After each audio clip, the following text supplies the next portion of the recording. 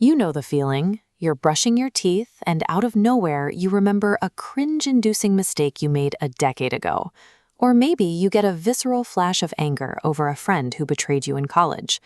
In that split second, your brain reacts as if the person who committed that act, whether it's an old friend or your younger self, is standing right in front of you today, frozen in time. This inability to separate a past event from the present moment is the hidden biological reason why we struggle to let go of guilt and resentment. Psychologists and semanticists have a name for this specific cognitive flaw. They call it a time-binding error. Looking at this diagram, we can see exactly how the glitch works. As the years tick rapidly forward along the axis, the brain fails to recognize that the human entity is changing along with the calendar.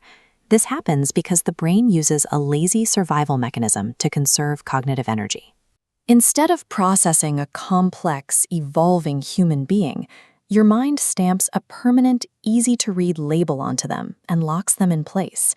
By refusing to acknowledge change, you end up aggressively judging a version of a person who literally no longer exists. Time binding transforms ordinary memories into psychological prisons. It locks you into a static worldview and makes true forgiveness impossible. To understand this error, look at the ancient Greek thought experiment, the ship of Theseus.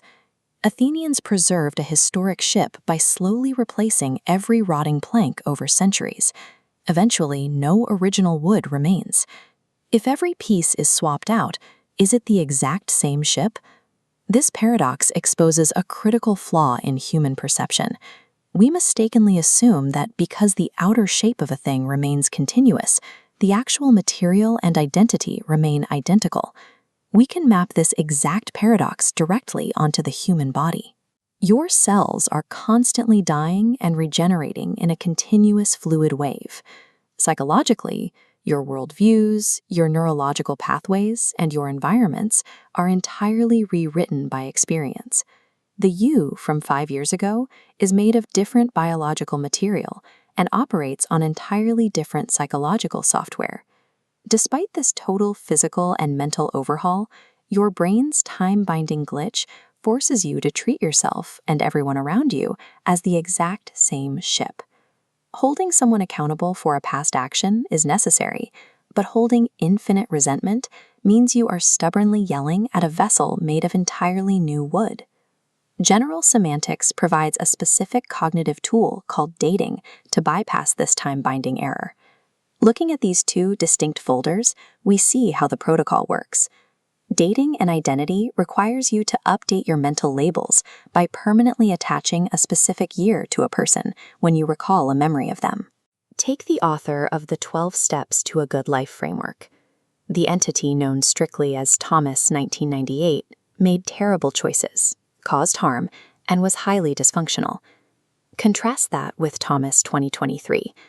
This is a distinctly different entity who writes books to help people, operating on entirely updated mental software. Implementing this dating protocol immediately breaks the illusion of a static identity. It forces your brain to see human evolution accurately instead of relying on outdated labels. Dating past selves aligns our emotional responses with the biological reality of change, while keeping accountability intact. By recognizing that we are in a constant state of cellular and psychological transformation, we can finally stop demanding apologies from ghosts of the past. Letting the past stay in the past is an act of grace, but it is also the only rational way to forgive both ourselves and others.